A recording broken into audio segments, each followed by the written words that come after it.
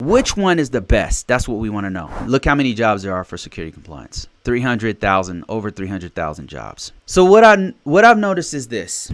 A lot of times what organizations will do is they'll put on the job description. They'll say, look, we want somebody who knows NIST 837 risk management framework, to put something like that. And then they also say, but can also do PCI compliance and is also familiar with ISO 27001. One that they always put, they always put NIST 800, right? That's the NIST standard. And they'll put ISO 27001, right? Those two, because they know that if you know one, you could pretty much pick up the other ones pretty fast. So they'll have one of those, and those two are the most comprehensive. You want to mark yourself as a security compliance person, not necessarily just one thing, right? You want to specialize in one thing. Don't get me wrong. You want to specialize in one thing, and I would recommend either NIST 800 or ISO 27001 for obvious reasons. Those are more comprehensive. They kind of cover more things. What is the best framework? The best framework is dependent on your environment and your industry, because those things color what kind of framework you need. Like if you're in the state of California and you're working with the state, of course, they're going to need you to know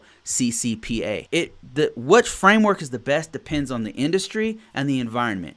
Those two things. But that being said, two of the catch-alls that you can do that are going to help you all the time is NIST 800 and ISO 27001, because like I said, they're an umbrella that if you know those, you pretty much are going to know all the other ones.